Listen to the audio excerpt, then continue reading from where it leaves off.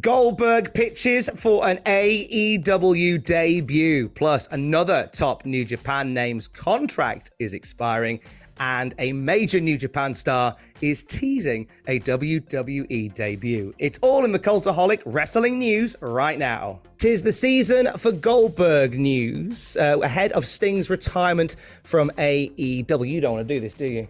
He doesn't want to do news today. I thought he might want to do news. Apparently not. There he goes.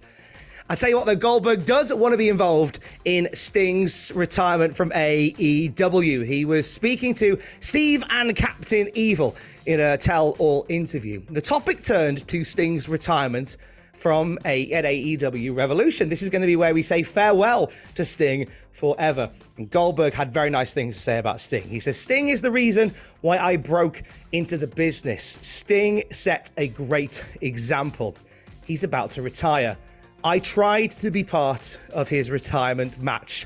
I would not have chosen to get into the world of professional wrestling if it wasn't for Sting. He was a normal dude who went out and did abnormal things. Wrestling is like being in the circus. It truly is.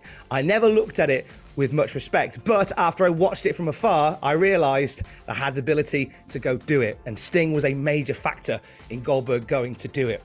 And as he has revealed in this interview, that he's put in a pitch to be part of Sting's retirement. Now, we don't know how successful that pitch has been, though. We know that there's conversations that have happened between Goldberg and Tony Khan. Tony Khan said as much in a press interview a little while ago. So who knows? If the money was right, we could very well see Goldberg turning up as Sting is retiring. I mean, we've already got Ric Flair sort of latching on to Sting's retirement like a limpet all the way through. Let's put Goldberg in there as well. I don't know in terms of what way Goldberg would want to be involved, whether it is a spear for old time's sake or maybe just to be at ringside and shake the hand of the man that inspired him so much to get into wrestling. We will see. I genuinely think if the money's there and the interest is there, I think Tony will probably bring Goldberg in. And I love the fact that Goldberg is the one that's pitching this as well. It's Goldberg wanting to go, I'd like to do something with Sting as a tribute to the man himself. We'll see how that one pans out, shall we? We shall see how it pans out. In terms of greatness from the wrestling history, by now I'm hoping that you have taken time to see WWE's Golden Age. The fourth part went out on Christmas Eve.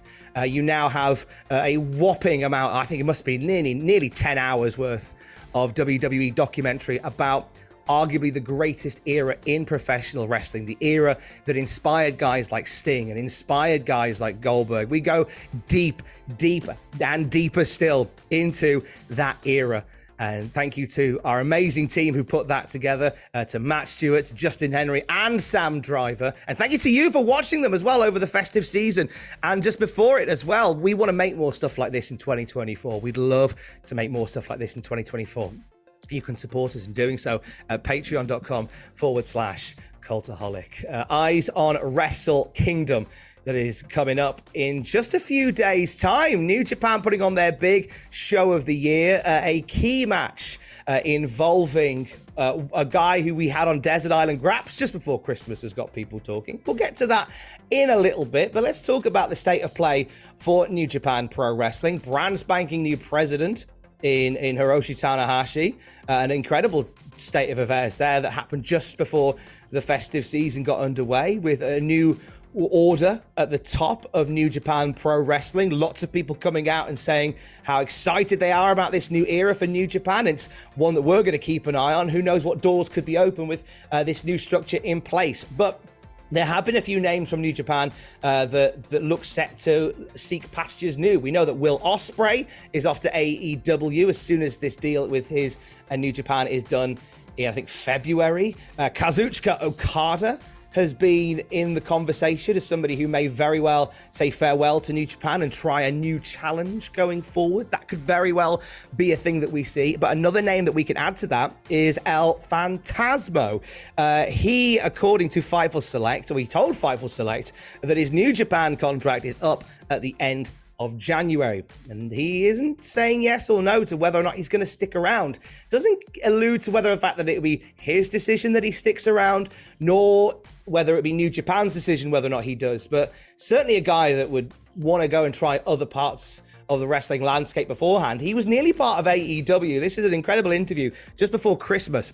El Phantasmo spoke to, speaking of strong style, and he revealed that he was very nearly part of AEW, but it was technology that failed him in the end. He said, "I was texting Cody Rhodes on WhatsApp, and then he didn't respond."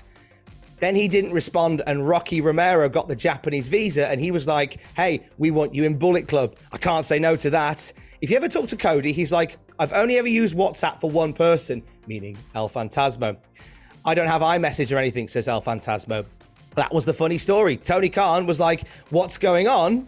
to El Phantasmo. Phantasmo says, "Well, he didn't respond to me on WhatsApp." So then Tony calls Cody backstage in front of everyone and says, "What's going on with ELP?" And Cody's like, "Dude, you didn't respond on WhatsApp." And Cody was like, "Oh, you're the only person I talked to on WhatsApp. I forgot to check it." So the story being there that El Phantasmo had messaged Cody on WhatsApp and said, "Hey, what's the crack? Do you need me in AEW?" Cody didn't check WhatsApp.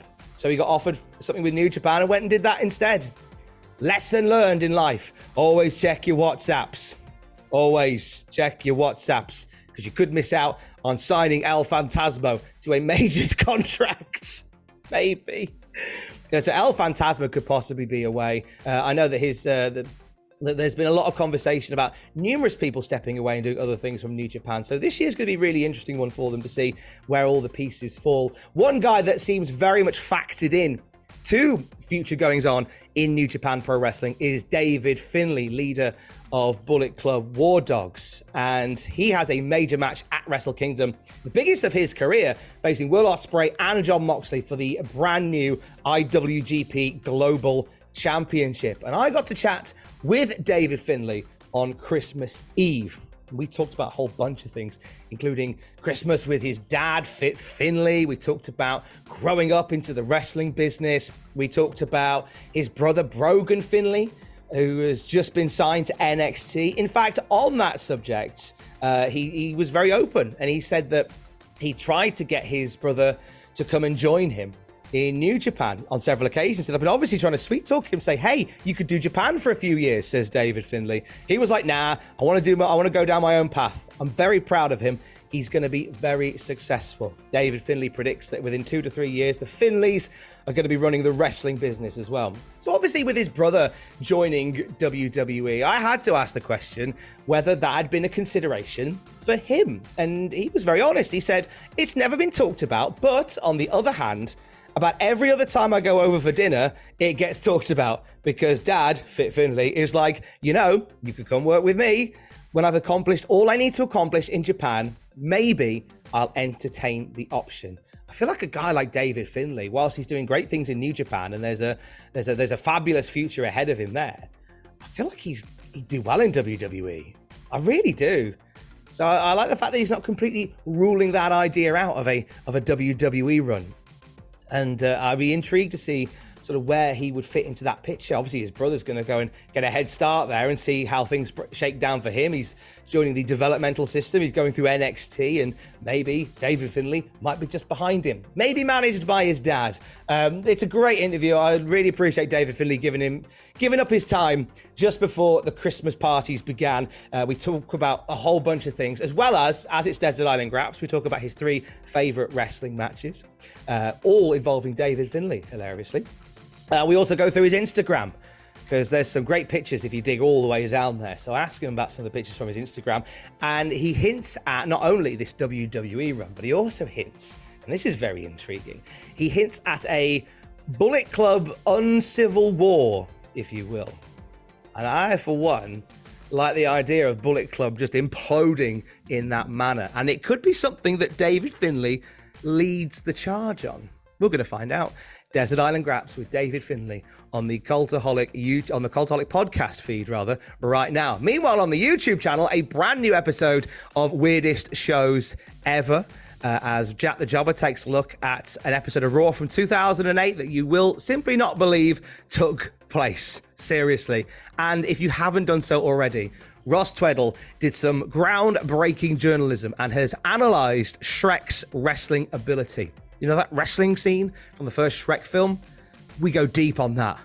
And you can check out Ross grading and evaluating how good a wrestler Shrek is at youtube.com/Cultaholic. And for the latest wrestling news throughout the day, you can check out Cultaholic.com as well.